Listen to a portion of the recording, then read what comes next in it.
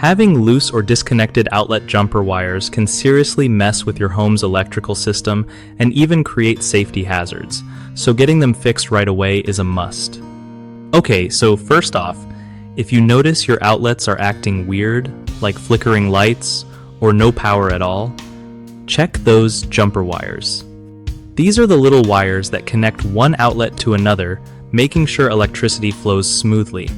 If they're loose or unplugged, things won't work right, and it could even cause shocks or fires.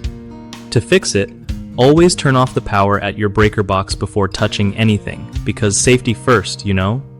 Use a screwdriver to tighten the screws holding the wires in place, or if a wire has popped out, just reconnect it firmly under the screw. Don't strip the wires too much, just enough to get a good connection. If you're not comfy with this kind of stuff, it's worth calling an electrician rather than risking a shock or messing up your wiring.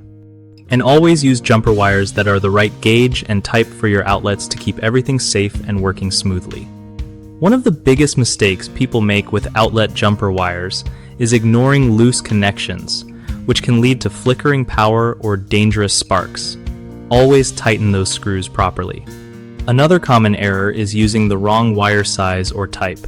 This can cause overheating or electrical fires, so stick to approved wire specs.